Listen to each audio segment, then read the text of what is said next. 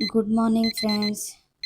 ಎಲ್ಲರೂ ಹೇಗಿದ್ದೀರಾ? ಎಲ್ಲರೂ ಚೆನ್ನಾಗಿದ್ದೀರಾ? ನೋಡಿ 8ಗೆ ನಾನು ಫ್ರೆಶ್ ಅಪ್ ಆಗಿಬಿಟ್ಟು ಎದ್ಬಿಟ್ಟು ಒಂದು ಲೀಟರ್ ವಾಟರ್ ಬಾಟಲನ್ನು ಕುಡಿದ್ಬಿಟ್ಟೆ. ಆಮೇಲೆ ನಾನು ಫ್ರೆಶ್ ಅಪ್ ಆಗಿಬಿಟ್ಟು ಲೈಬ್ರರಿಗೆ ಹೊರಟೆ. ಪ್ರಾಕ್ಟೀಸ್ ಪೇಪರ್ ಮತ್ತು ಪೆನ್ ಎಲ್ಲ ತೊಗೊಂಡ್ಬಿಟ್ಟು ಹೊರಟೆ ನಾನು. ನೋಡಿ ಇನ್ನೂ ಕತ್ಲೆ ಇತ್ತು, ಆದರೂ ಕೂಡ ನಾನು ಹೊರಟೆ ಲೈಬ್ರರಿಗೆ. ತೋರಿಸ್ತಿದ್ದೀನಿ ನಿಮಗೆ, ನೋಡ್ತಿರ್ಬೋದು ನೀವು. ತುಂಬ ಕತ್ತಲಿತ್ತು. ಇನ್ನು 5:25 5:30ಗೆ ನಾನು ಎಲ್ಲ ಫ್ರೆಶ್ ಅಪ್ ಆಗಿಬಿಟ್ಟು ಲೈಬ್ರರಿಗೆ ರೀಚ್ ಆದೆ. ನೋಡಿ ಎಷ್ಟು ಕತ್ಲಾಯಿತು ಅಂದರೆ ತೋರಿಸ್ತೀನಿ ನಿಮಗೆ. ನೋಡಿ ಈ ಥರ ಇತ್ತು ಕ್ಲೈಮೇಟ್. ಬೆಳಗ್ಗೆನೇ ತುಂಬ ಚೆನ್ನಾಗಿತ್ತು. ಆ ಕೋಗಿಲೆಗಳ ಮಧುರವಾದ ಸ್ವರ ಅದನ್ನೆಲ್ಲ ಕೇಳಿ ತುಂಬ ಖುಷಿ ಆಗ್ತದೆ. ನಂತರ ನಾನು ಲೈಬ್ರರಿಗೆ ಹೋಗ್ಬಿಟ್ಟು ಒಂದು ಸ್ವಲ್ಪ ಬೆಲ್ಲವನ್ನು ತಿಂದುಬಿಟ್ಟೆ. ಯಾಕಂದರೆ ನಿನ್ನೆನೇ ನಾನು ಹೇಳಿದ್ದೆ ನಿಮಗೆ, ಬೆಳಗ್ಗೆ ಮಾರ್ನಿಂಗ್ ಎದ್ದ ತಕ್ಷಣ ಒಂದು ತುಂಡು ಬೆಲ್ಲ ತಿಂದರೆ ನಮಗೆ ನಮ್ಮ ದೇಹದಲ್ಲಿ ಯಾವುದಾದ್ರೂ ರೋಗ ಇದ್ದರೆ ವಾಸಿ ಆಗ್ತದೆ ಅಂತ ನಾನು ಹೇಳಿದ್ದೆ.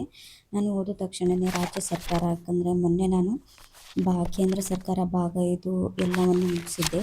ಬಟ್ ಇವತ್ತು ನಾನು ರಾಜ್ಯ ಸರ್ಕಾರ ಕಂಪ್ಲೀಟಾಗಿ ಮುಗಿಸ್ಕೋಬೇಕು ಅಂಥೇಳಿ ಮಾರ್ನಿಂಗೇ ಹೋಗಿದ್ದ ತಕ್ಷಣ ನಾನು ರಾಜ್ಯ ಸರ್ಕಾರವನ್ನು ಸ್ಟಡಿ ಮಾಡಿದೆ. ರಾಜ್ಯಪಾಲರು ಮತ್ತು ವಿಧಾನಸಭೆ, ವಿಧಾನ ಪರಿಷತ್ತು, CM ಮತ್ತು ಆತನ ಮಂತ್ರಿಮಂಡಲ, ಈ ಥರ ಎಲ್ಲವನ್ನು ನಾನು ಓದ್ಕೊಂಡೆ. ಯಾಕಂದರೆ ಜಿಲ್ಲಾ ನ್ಯಾಯಾಲಯ ಯಾರ್ಯಾರು ಬರ್ತಾರೆ ಇದರಲ್ಲಿ ಅಂತ ಹೇಳ್ಬಿಟ್ಟು, ಅಡ್ವೊಕೇಟ್ ಜನರಲ್ಲು, ಇವ್ರದ್ದೆಲ್ಲನೂ ನಾನು ಪ್ರತಿಯೊಂದು ಕಾಯ್ದೆ ಮತ್ತು ಯಾವ ಥರ ಇರುತ್ತೆ ಇವ್ರದ್ದು ಅಂತ ಹೇಳ್ಬಿಟ್ಟು ಎಲ್ಲನೂ ಓದ್ಕೊಂಡೆ.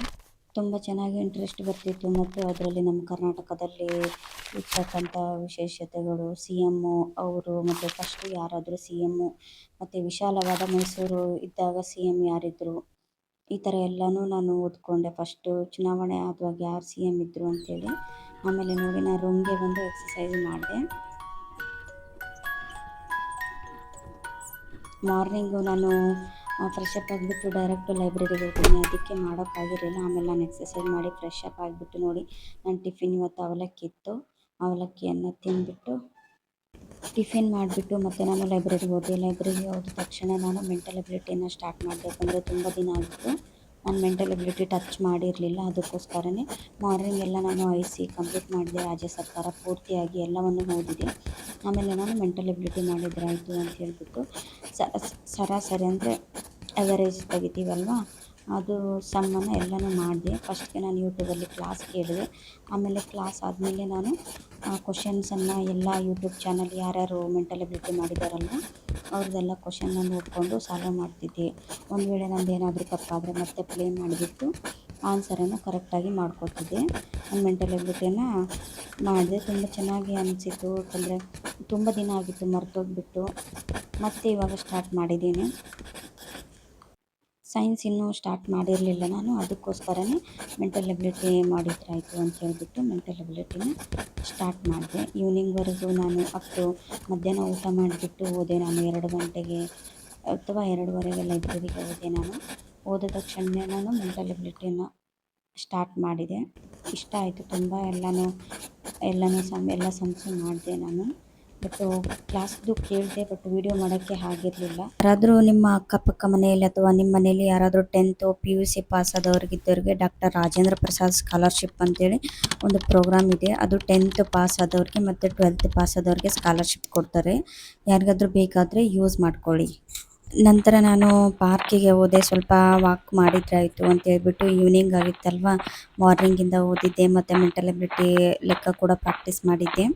ಸ್ವಲ್ಪ ಹೊರಗಡೆ ಹೋಗಿ ಬಂದ್ರಾಯಿತು ಅಂತೇಳಿ ನಾನು ಫ್ರೆಂಡ್ಸ್ ಎಲ್ಲ ಸೇರಿಬಿಟ್ಟು ಪಾರ್ಕಿಗೆ ಹೋಗಿದ್ವಿ. ನೋಡಿ ಎಷ್ಟು ಚೆನ್ನಾಗಿತ್ತು, ತುಂಬ ಅಂದರೆ ತುಂಬ ಚೆನ್ನಾಗಿತ್ತು. ಖುಷಿ ಆಯಿತು ಹೋಗಿ. ಸ್ವಲ್ಪ ರಿಲ್ಯಾಕ್ಸ್ ಮೋಡ್ಗೆ ಆಯಿತು. ಯಾಕಂದರೆ ಮಾರ್ನಿಂಗಿಂದ ಒಂದೇ ಪ್ಲೇಸಲ್ಲಿ ಇರ್ತೀವಿ, ಒಂದೇ ಪ್ಲೇಸಲ್ಲಿ ಕೂತಿರ್ತೀವಿ. ಈ ಥರ ಸ್ವಲ್ಪ ಪಾರ್ಕಿಗೆ ಹೋಗಿ ಹೊರಗಡೆ ಎಲ್ಲ ಗಾಳಿ ತೊಗೊಂಡು, ಫ್ರೆಶ್ ಆದ ಗಾಳಿ. ನೋಡಿ ಸೂರ್ಯ ಈಗ ತಾನೇ ಮುಳುಗ್ತಾ ಇದ್ದ, ಎಷ್ಟು ಚೆನ್ನಾಗಿ ಕಾಣಿಸ್ತಾ ಇತ್ತು. ಅದಕ್ಕೆ ಒಂದು ವಿಡಿಯೋ ಮಾಡಿದೆ.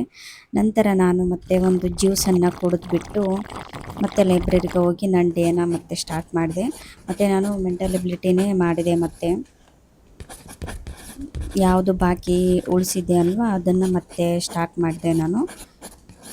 ಯಾರಿಗಾದರೂ ಸ್ಕಾಲರ್ಶಿಪ್ ಬಗ್ಗೆ ಬೇಕಾದರೆ ಗೌರ್ಮೆಂಟ್ ಕಡೆಯಿಂದ ಫ್ರೀ ಸ್ಕಾಲರ್ಶಿಪ್ ಬರ್ತದೆ. ರಾಜೀವ್ ಗಾಂಧಿ ಅಂತ ಹೇಳಿಬಿಟ್ಟು ಅದು 10th ಪಾಸ್ ಆದವ್ರಿಗೆ ಮತ್ತು 12th ಪಾಸ್ ಆದವ್ರಿಗೆ ಮಿನಿಮಮ್ಮು 65 ಸ್ಕೋರ್ ಮಾಡಿರ್ಬೇಕು ಅಂಥವ್ರಿಗೆ ಬರ್ತದೆ. ಅಪ್ಲೈ ಮಾಡ್ಕೊಳ್ಳಿ, ಯೂಸ್ ಮಾಡ್ಕೊಳ್ಳಿ. ಯಾರಿಗಾದ್ರೂ ಬೇಕಿದ್ದರೆ ಹೇಳಿ.